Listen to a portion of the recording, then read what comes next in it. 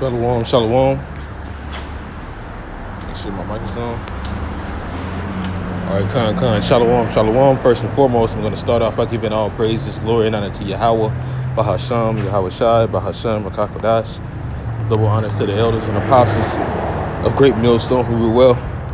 Salutations to the hopeful elect brothers out there pushing this truth with all diligence and sincerity, risking your freedoms and your lives to do so. Hey, man, this is like a concert of music that the Most High is using right now. Hey, you on break? Lunch. Oh, lunch. All right. It's kind of saying somebody I knew, Salaki. It's Sirach 32, verse I'm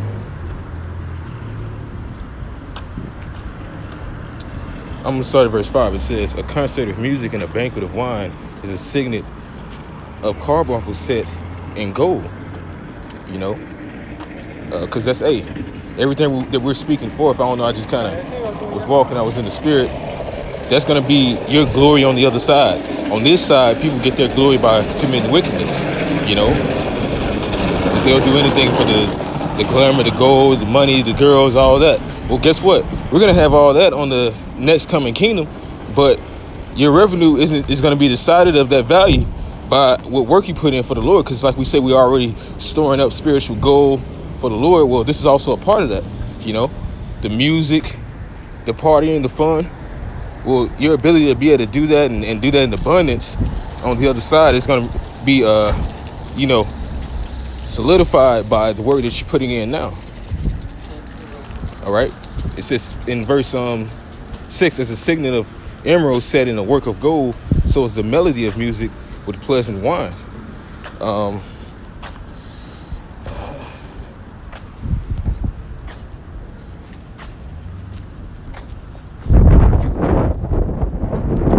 That's why you hear this truth coming out and it's ringing, because, hey, man, the Lord put prophets in Babylon. He raised up men to do some work. That's why when you come into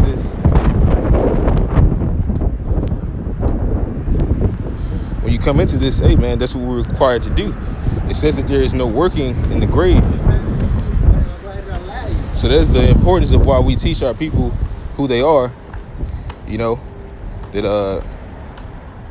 hey, this is the work that the Most High required. This is the fast that He required for us all as Israelites. You want the kingdom to do this work.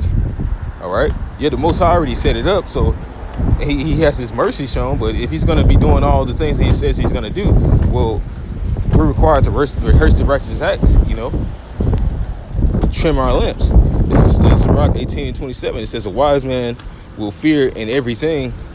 It's like that's not it.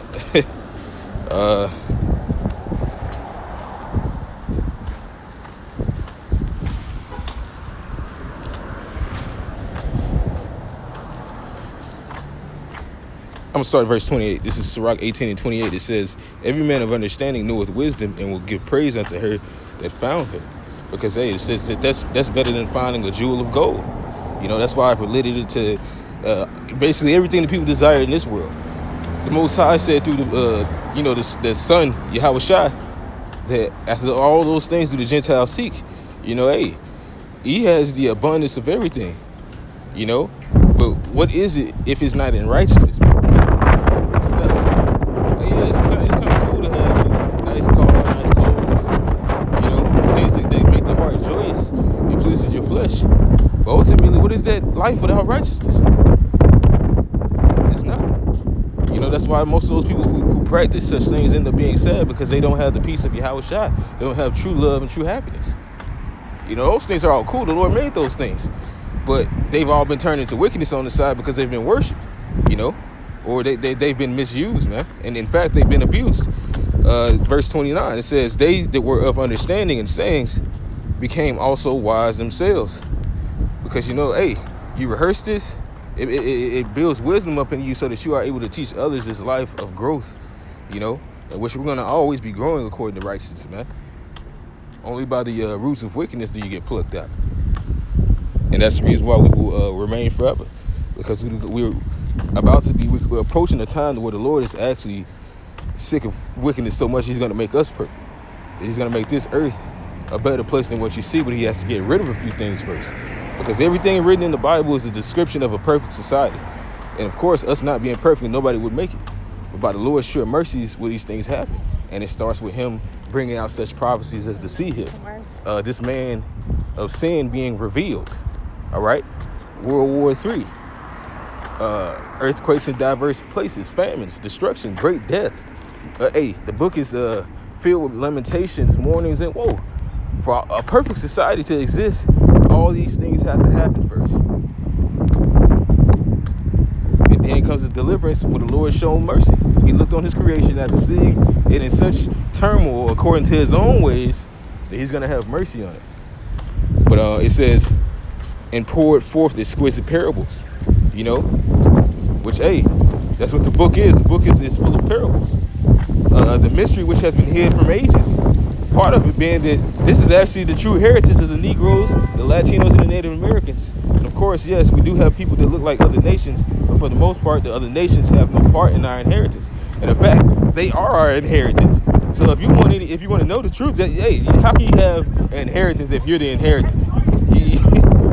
Everything that you heathens have and who you are actually belongs to us. This world is so upside down that the true rulers are not in position as they should be, man. All right. One being Yahweh Shemiah Shai.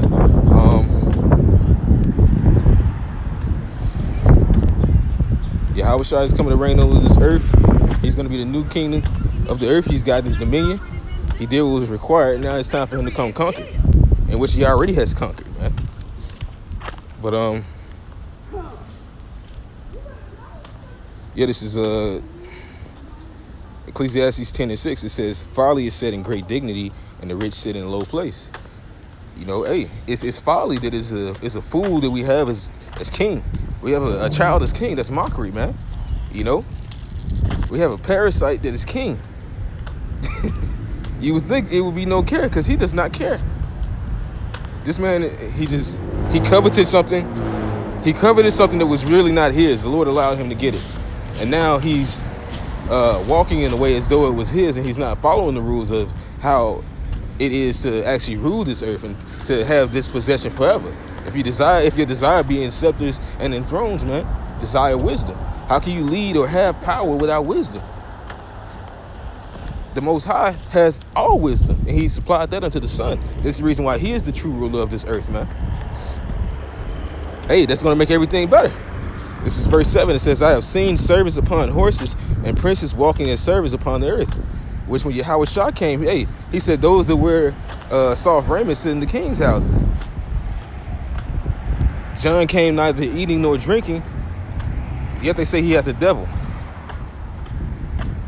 The Son of Man came eating and drinking. What did they say? Behold, the man gluttonous and a wine bibber. All right? On this side, you're not going to get that glory, because this place is wicked. Yahweh Shah said it. And he's the true ruler of this earth. The world cannot hate you, but me to hate it. The person's actually supposed to be ruling and setting up things the right way, because they want it their way. They want destruction. So the Lord is giving you exactly what you want. He's about to offer these people up to the slaughter.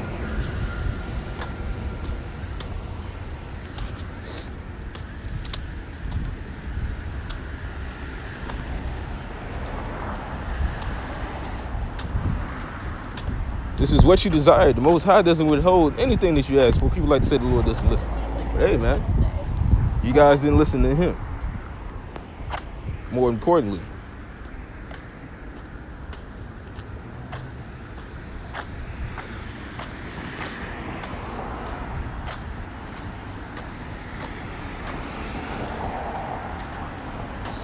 This is Isaiah 65:12. It says, therefore will I number you to the sword, and ye shall all bow down to the slaughter, because when I called, you did not answer.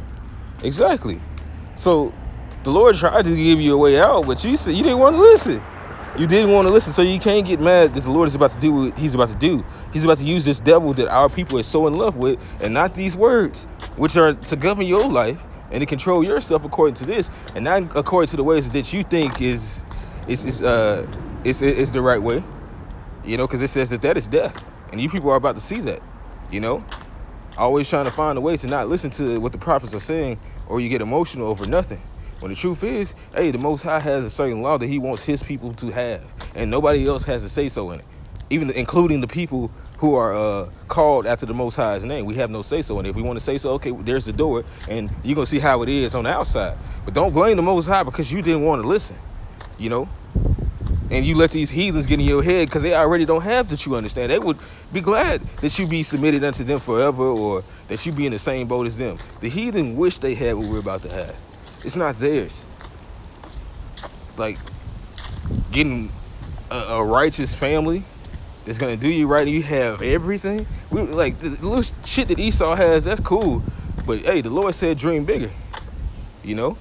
The Lord gave Esau some amazing things. He has the fatness of the earth on the left-hand side. So that's why it's like, shit, it's Babylon 2.0. It's like Babylon on crack. That's the reason why it's such a demon to these people, man. And that's why this demon is about to turn on these people. Esau has pulled your flesh out of you, and well, you're about to see what it's like to live in the flesh, all right? That's why everybody's about to fall into that, well, I'm going to get it, that Jeremiah chapter 9. I think it's verse 26, but it says, and when I spake, ye did not hear, but did it evil before mine eyes, and did choose that wherein I delighted not. The Most High has no delight in a sinful man. He gave no man license to sin. That is not the free will of the Heavenly Father. And he believes in a lot of raw things. He believes in honor and kindness and just and sticking up for the little man. But he does not clear the guilty. And he's merciful.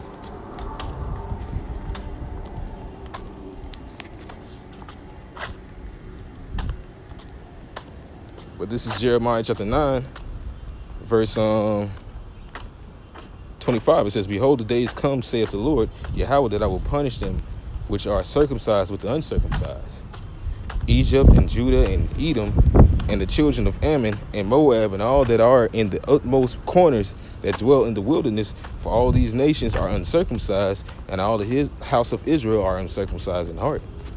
So, hey, our people, they wanted to cast a lot with being just like these other nations. Well, they're gonna follow after every inheritance that the other nations get. That is a promise. If hey, a heathen cannot be an Israelite, but you better be damn understanding of this, that a fucking Israelite can definitely be a heathen. You do have such things that's true. The Most High called us heathens.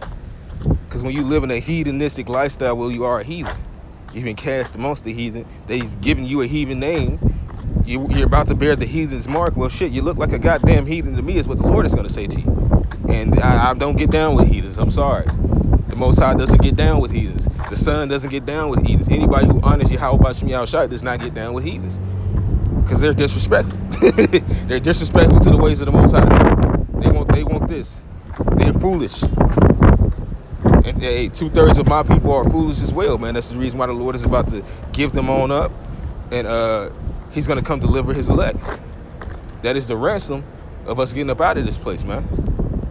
But even with that, the Most High is going to be defending the 2/3 by destroying the wicked and the heathen. So, hey, even with that is mercy.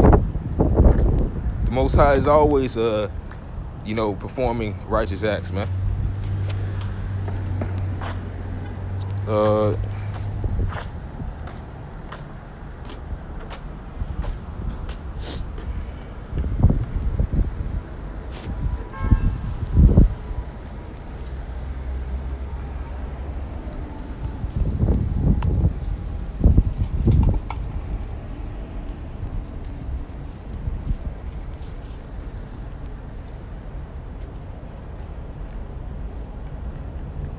This is Psalm 7 and 11. And it reads, it says, the Most High God judges the righteous, and the Most High is angry with the wicked every day. And in that, we know who the ultimate wicked is, as far as a nation. It is Esau, Edom. But are our people really any different? It says most of my people are found wicked men. Some of our people are worse than most of the heathen, man. And the Lord is going to destroy them because of these things. Because the Most High has set up a law, that this is a law of life, and no man regard it.